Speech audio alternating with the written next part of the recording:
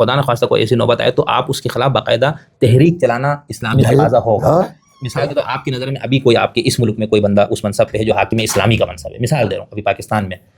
کل آپ کو پتہ یقین ہو گیا اس کے اعمال اور کردار اس کی چیزوں سے کہ آپ کو لگا اب یہ عادل نہیں رہا, لہٰذا عادل نہ رہنے کی صورت میں اس کو حکومت اسلامی کا سربراہ بننے کا حق حاصل نہیں ہے. اب آپ فرد واحد ہے تو آپ اپنی گفتگو کے ذریعے قلم کے ذریعے بات کریں گے, لیکن آپ کو اتنی جم غفیر حاصل ہو جائے جس وقت آپ کو یہ لگے کہ بھائی اب مجھے اس کو ہٹانے میں کچھ نہ کچھ کامیابی کا امکان ہے, تو آپ کو یہ قدم اٹھانا پڑے گا. یہ اسلام کا تقاضا ہوگا بھائی. یہ آخری تو ابھی چلیں مثلا اشارہ کہ میں نے یہ رکھا بھی تھا, لیکن اب جیسے ایران میں جو رجیم کے مخالفین ہیں, ہمارے جو دوست اس کو نہیں مانتے, یعنی خود ایران کے اندر, یہ تو نہیں ہے سارے ایرانی خامنہئی صاحب کے اس ولایت فقیہ کے نظام کو ماننے والے جو نہیں مانتے ہیں, جن کو یہ لگتا ہے کہ خدا کے نام پہ حکومت ہے, ان کی طرف سے ظلم ہو رہا ہے, تو ان کو آپ کہہ رہے ہیں کہ کوئی حق حاصل نہیں ہے کہ ان کے خلاف کوئی تحریک, جو یہ سمجھتے ہیں کہ یہ ظالم ہو گیا, ان کی طرف سے زیادتیاں ہوتی ہیں ہم پہ. یہ جو موجودہ جو کچھ حالات جو ہے نا جو سامنے آئے, ان حالات کے مطابق جو ہے نا یہ سب جو ہے نا جو جن لوگوں نے مخالفت کی, یہ مخالفت کیا اصولی مخالفت تھی؟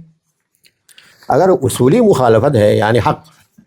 ان کی مخالفت مبنی پر اگر حق ہو تو ٹھیک ہے, لیکن اگر ان کی مخالفت مبنی پر حق نہ ہو, ان کی مخالفت کسی کے کہنے پر ہو, باہر سے پریشر ہو, باہر سے پیسہ ہو, کتنے لوگوں کو جو ہے اس دفعہ جو ہے نا وہ پکڑے گئے ہیں, ان کو براہ راست جو ہے نا بعض افراد کا براہ راست نتنیاہو سے جو ہے نا رابطے میں تھا, آپ نے سنا ہے نا, یہ کیوں ہے؟